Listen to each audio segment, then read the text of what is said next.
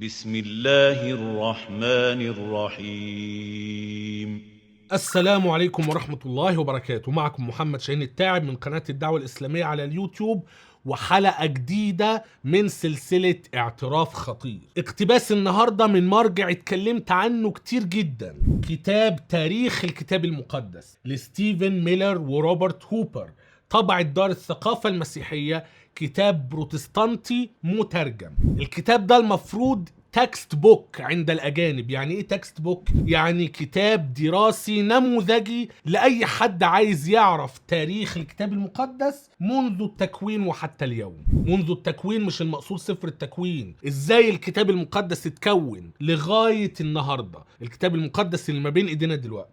في الصفحة رقم 28 فصل بعنوان مصادر أسفار التوراة الخمسة. طبعا معروف ان الكتاب المقدس متقسم العهد القديم والعهد الجديد. العهد القديم الكتب المقدسة اليهودية، اهم كتب مقدسة على الاطلاق عند اليهود هم أسفار موسى الخمسة، وبيتقال ان أسفار موسى الخمسة هم التوراة، توراة موسى. والإيمان التقليدي عند المسيحيين وعند اليهود هو إن أسفار موسى الخمسة توراة موسى كتبها موسى عليه السلام، وسيدنا موسى هو المؤلف، هو الكاتب. المرجع ده بيذكر معلومة المفروض انها اصبحت بديهية ومعروفة بسبب الدراسات التاريخية المختلفة والنقد الادبي والنقد التاريخي وخلافه، ان اسفار موسى الخمسة اللي هم التوراة اللي هم المفروض منسوبين لسيدنا موسى عليه السلام ما كتبهاش سيدنا موسى. هنا بيقول ايه؟ في الأول خالص، مع أن الكثير من الكتابات قد تم تدوينها في عهد الملك داود وابن سليمان، فإن قصص أصول الإسرائيليين ومعتقداتهم كانت على الأرجح ما زالت متداولة شفاها. خلي بالك، هو بيتكلم عن إمتى ابتدوا يكتبوا الأسفار المقدسة، العهد القديم. قال لك إن كثير من الكتابات تم تدوينها أيام مين؟ أيام سيدنا داود وسيدنا سليمان، ماشي. لكن أهم هذه الكتابات اتكتبت بعديهم، وإن أيام سيدنا داود وسليمان أهم هذه الكتابات، وهو يقصد أسفار موسى الخمسة، كانت لسه في زمن داود وسليمان بيتم تداولها شفاها. فإن قصص أصول الإسرائيليين ومعتقداتهم كانت على الأرجح ما زالت متداولة شفاها في تلك الفترة التي تعد أعظم أيام مملكة إسرائيل، أيام سيدنا داود وسليمان. وبعدين هذه القصص ستحفظ أخيرا في صورة مكتوبة في الأسفار الخمسة الأولى من الكتاب المقدس المعروفة بالأسفار الخمسة، أسفار موسى الخمسة، التوراة. ظل الاعتقاد على مدى قرون أن موسى هو الذي كتب الأسفار الخمسة، وكثيرا ما كان يشار إليها باسم أسفار موسى الخمسة. ده الاعتقاد التقليدي عند اليهود والنصارى بالنسبة لمن هو كاتب الأسفار الخمسة، التوراة. هنا بقى بيقول إيه؟ غير أن العلماء يعتقدون الآن أن الأسفار الخمسة لم يتم كتابتها إلا بعد زمن موسى بفترة طويلة. مش سيدنا موسى هو اللي كتبها. مين اللي بيقول كده؟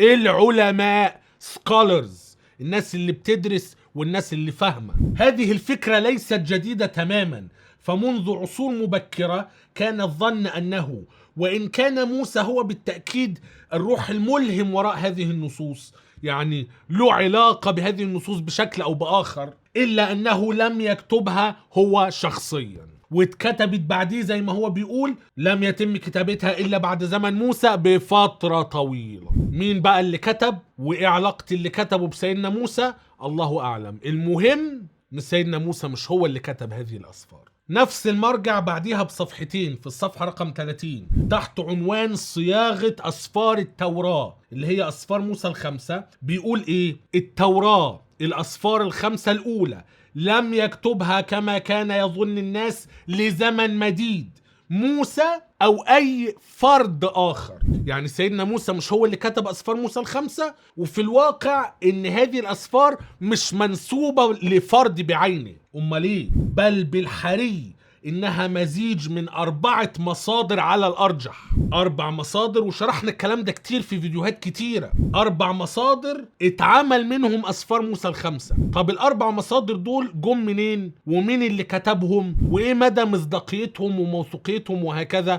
معلومات تكاد تكون صفر، بل بالحري إنها مزيج من 4 مصادر على الأرجح، تسمى بالحروف ي ألف كاف ت. المصدر اليهوي، المصدر الإلوهيمي، المصدر الكهنوتي، ومصدر تثنية الاشتراع، كما جاء في الصفحات السابقة. وزمن ومكان كتابة هذه المصادر، زمن ومكان كتابة هذه المصادر غير معروفين على وجه اليقين. امتى المسيحية واليهودية كان ليها أي علاقة باليقين؟ ولكن هناك اتفاق عام على بعض النقاط. بغض النظر عن هذه النقاط، أي حد ممكن يكمل قراية المرجع. سيدنا موسى مش هو اللي كتب أسفار موسى ال5. أهم أسفار على الإطلاق في الكتاب المقدس اللي مبني عليه كل شيء، ما نعرفش مين اللي كتبهم، من 4 مصادر. المعلومات عن زمن الكتابة ومكان الكتابة ومين اللي كتب كمان مش معروف. كل ده ايه أهميته؟ نقد مصداقية وموثوقية الكتاب المقدس. لو حاز هذا الفيديو على إعجابك فلا تنسى أن تضغط على زر أعجبني، ولا تنسى أن تقوم بمشاركة الفيديو مع أصدقائك المهتمين بنفس الموضوع.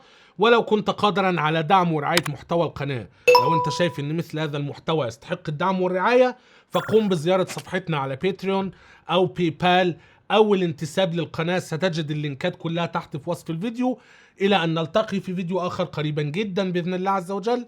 لا تنسوني من صالح دعائكم، والسلام عليكم ورحمة الله وبركاته.